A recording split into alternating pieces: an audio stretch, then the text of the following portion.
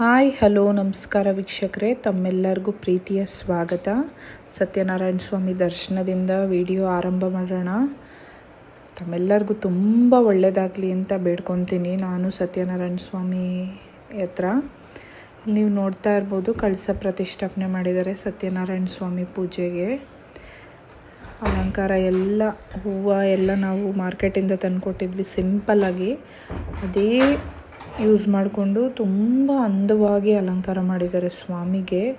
ಇಲ್ಲಿ ನೀವು ನೋಡ್ತಾ ಇರ್ಬೋದು, ಗಣಹೋಮ ಮತ್ತು ಸತ್ಯನಾರಾಯಣ ಸ್ವಾಮಿ ಪೂಜೆ ಎರಡೂ ನಾವು ಮಾಡಿದ್ವಿ. ಫಸ್ಟು ದೀಪ ಬೆಳಗಿನೇ ನಾವು ಪೂಜೆನ ಆರಂಭ ಮಾಡಬೇಕು. ಅದನ್ನು ನೀವು ಇಲ್ಲಿ ನೋಡ್ಬೋದು. ನಾನು ಫಸ್ಟು ದೀಪನ ಬೆಳಗ್ತಾ ಇದ್ದೀನಿ.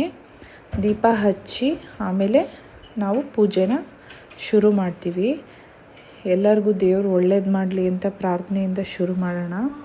ಇಲ್ಲಿ ನಾವು ಗೃಹ ಪ್ರವೇಶದಲ್ಲಿ ಮೊದಲನೇ ಬಾರಿ ಮಾಡಿದ್ವಿ. ಯಾವುದೇ ಒಂದು ಪೂಜೆ ಆದರೂ 4 ಸತಿ ಪೂಜೆ ಮಾಡಬೇಕು. ನಾವು ಸತ್ಯನಾರಾಯಣ ಸ್ವಾಮಿ ಪೂಜೆನ 4 ಬಾರಿ ಮಾಡಿದರೆ ನಾವು ಅಂದ್ಕೊಂಡಿರೋ ಕೆಲಸ ಒಳ್ಳೆಯದಾಗುತ್ತೆ ಅಂತ ಒಂದು ರೂಢಿ ಇದೆ. ಆದರೆ ನಮಗೆ ಕಾಲ ಕೂಡಿ ಬಂದೇ ಇರಲಿಲ್ಲ. ಒಂದೇ ಸತಿ ನಾವು ಮಾಡೋಕ್ಕಾಗಿದ್ದು. ಈಗ ನನ್ನ ಮಗ ಹುಟ್ಟಿದ ಮೇಲೆ ನಮಗೆ ಮಾಡೋಕ್ಕೆ ಅವಕಾಶ ಸಿಕ್ಕಿದೆ. ಹಾಗಾಗಿ ತುಂಬ ಸಂತೋಷದಿಂದ ಎರಡೂ ಪೂಜೆನೂ, ಒಂದು ಗಣೇಶ ಪೂಜೆ ಮತ್ತು ಒಂದು ಸತ್ಯನಾರಾಯಣ ಸ್ವಾಮಿ ಪೂಜೆ ಎರಡನ್ನೂ ನಾವು ಆರಂಭ ಮಾಡಿದ್ದೀವಿ. ಎರಡೂ ಪೂಜೆನೂ ತುಂಬ ಸುಸೂತ್ರವಾಗಿ ನಡೀತು.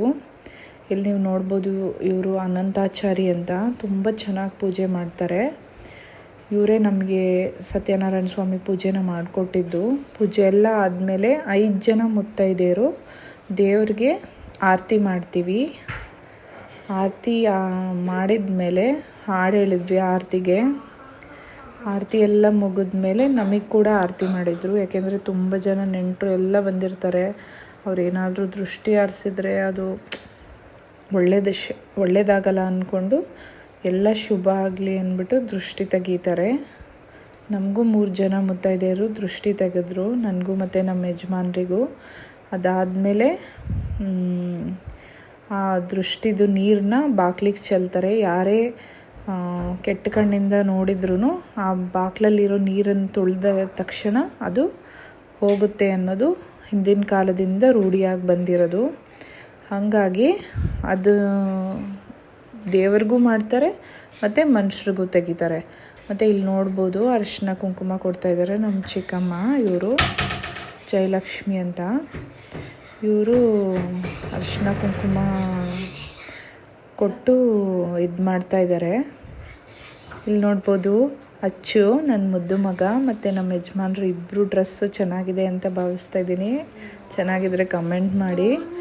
ಅನುಷ್ಕಾ ಬಂಗಾರ ನೋಡ್ರಿ, ಲಂಗ ಬ್ಲೌಸ್ ಹಾಕ್ಕೊಂಡು ತುಂಬ ಮುದ್ದಾಗಿ ಕಾಣ್ತಾ ಇದ್ದಾಳೆ. ಹಿಂದೆ ಜಡೆ ಬೇರೆ ಹಾಕ್ಸ್ಕೊಂಡಿದ್ದಾಳೆ. ಏನು ಪೂರ್ತಿ ದಿನ ತುಂಬ ಒಳ್ಳೆ ಹುಡುಗಿಯಾಗಿ ಯಾವುದೇ ತೊಂದರೆ ಕೊಡ್ದಿರೋ ಎಲ್ಲ ಕೆಲಸನೂ ಅವಳೇ ಮಾಡಿದ್ಲು ಮುಂದೆ ನಿಂತ್ಕೊಂಡು.